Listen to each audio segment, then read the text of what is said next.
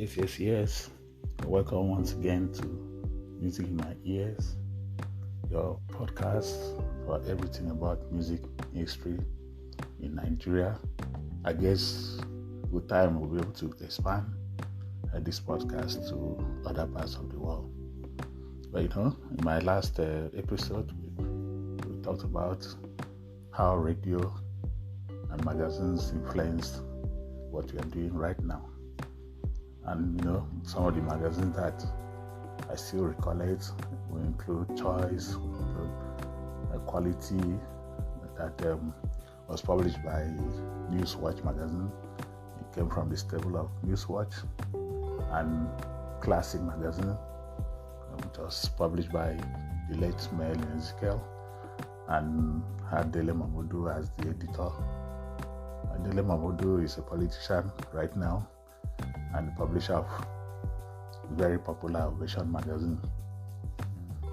Apart from the radio, magazines and newspapers, we cannot rule out or forget about the role television had in influencing this podcast, in shaping what we are doing right now.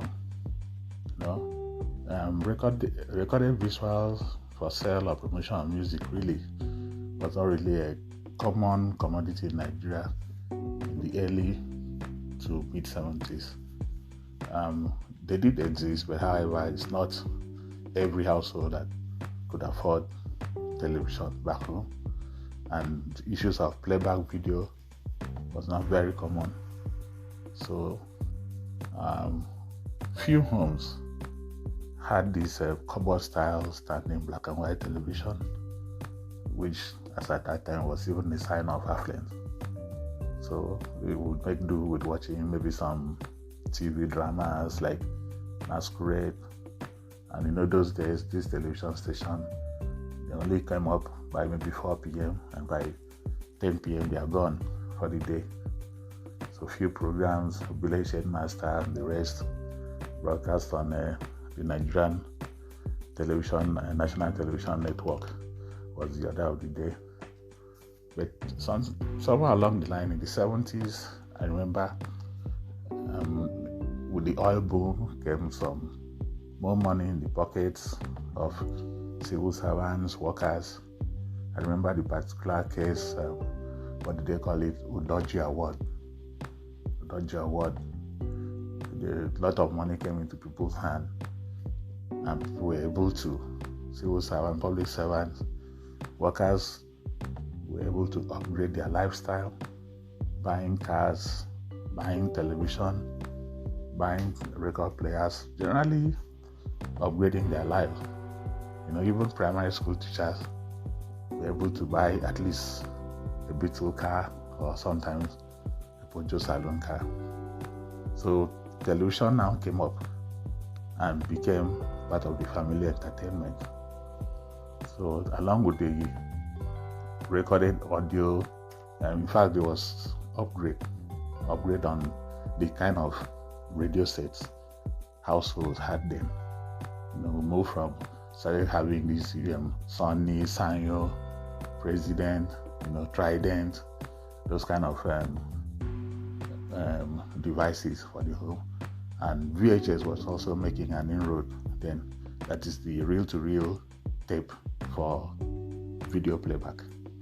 So the television actually brought another dimension to household entertainment, including music, because we started to see recorded videos of artists. You can actually watch them, see how they look like, unlike the radio that we only heard them. So we could actually see them. Again, at that moment, the whole thing was still tilted to foreign artists. There was serious foreign dominance, even in the video world. We now discover that we watch a lot of Bonnie M, Abba, the Jacksons, Michael Jackson, Tina Charles, Diana Ross, Donna Summer, and all that. And we also fed with a lot of syndicated programs such as Soul Train, Top of the Pops, So we watched a lot of those stuff. Right? We know we cannot talk about the history of television in Nigeria without mentioning the fact that the very first station that was established in tropical Africa was by the late Chief Obafemi Awolowo in 1959. Obafemi Awolowo was the premier of the Western region, so he took the bold step in setting up a television station in Ibadan, the cocoa capital of Nigeria then. So with that, we started having an inroad into local content. Along the line, like in my part of the world, my part of Nigeria, so to speak, the first television channel we were watching was NTV Aba, Channel 6 Aba, which later became NTA Aba. So NTV Aba covered substantially the eastern part and the south or Niger Delta part of the country. Of course, we knew there was NTA 10 in Lagos, NTA 2 also in Lagos. But with NTA 6, we were opportune to watch music-oriented programs such as the Gerald Dopino Show, Okono's Club, and Now Sound. Now Sound was from Pala Kalono, if I get the name right, and that is where you get to see the entertainment, live performances, prominent among which was from Soki Ohale, usually on the bandstand.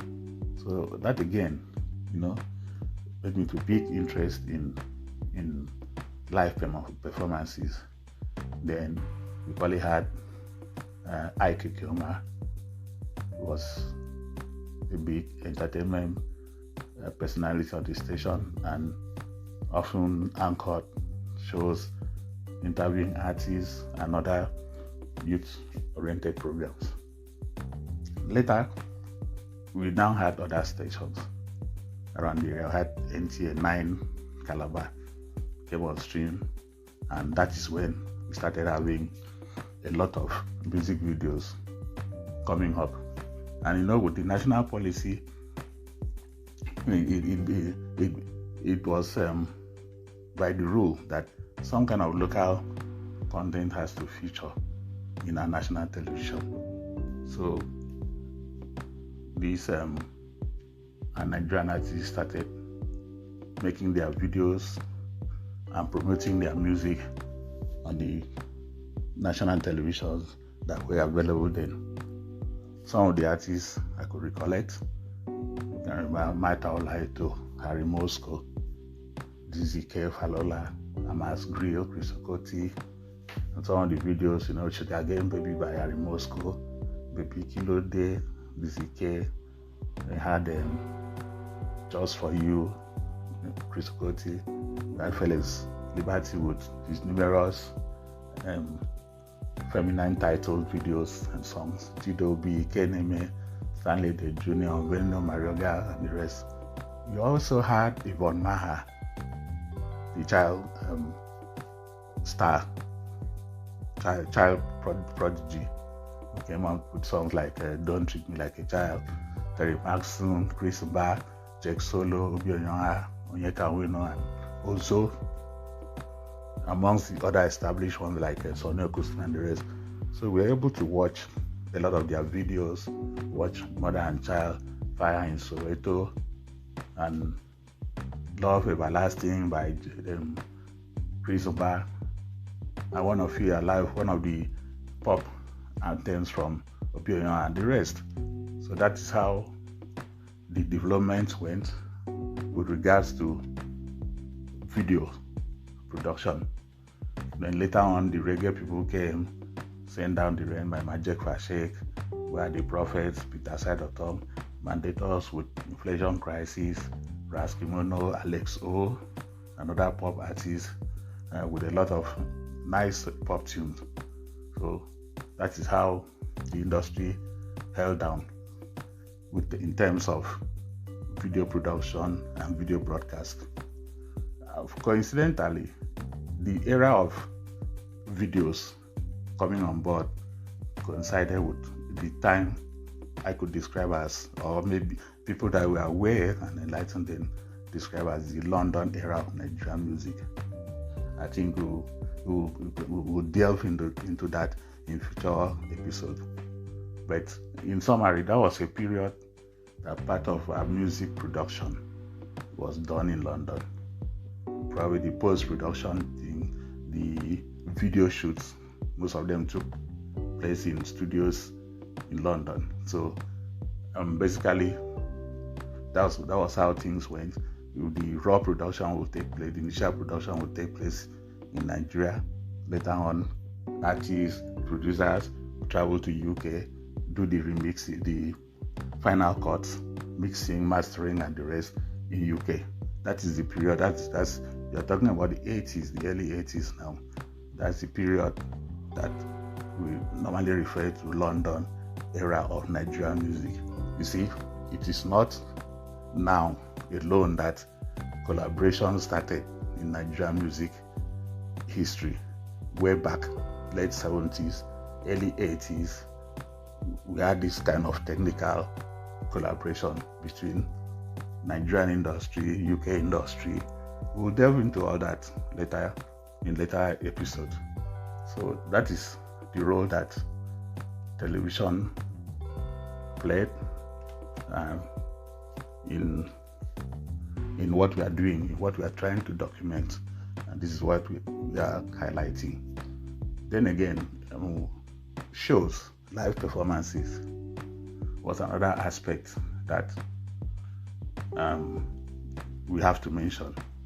You know, it was not really easy. Even before then, I mentioned the UK, the London era, London involvement in video production, but locally, some guys were coming up with local production of videos for artists. Remember Mahogany Production in the late 80s? They did a lot of the local videos for artists.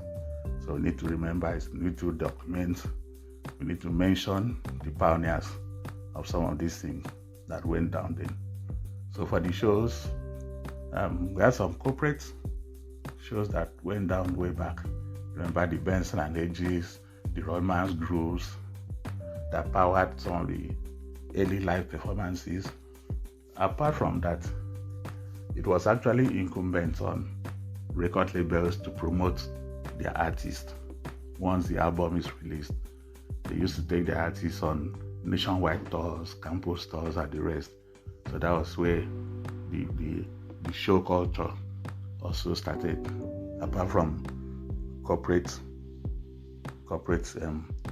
shows like the Rodman's Group that I mentioned. So this actually helped to prop up the industry. Again, there was even government-backed shows. Remember MAMSA? MAMSA was a creation of President Ibrahim Babangida. MAMSA stands for Mass Mobilization for Self-Reliance, Social Justice and Economic Recovery. They went on a nationwide campaign trying to reorient our thinking, giving us direction in the way we should live our life as a country, as citizens. So part of the campaign involved the use of artists. Popular among them, remember, Majek Fashek, Raskimono, Mandatos. They were part of the people that went around with MAMSA campaigning for good governance, good citizenship in the country. So these are the things that actually propped up the music industry in terms of video, and that has contributed in laying the foundation to the industry, which I feel we should mention, we should document as part of showing what our music history is all about. Remember, it is music in my ears and in your ears. I know that some of us will recollect some of these things we are saying, even as you stay tuned for the next episode. Thank you.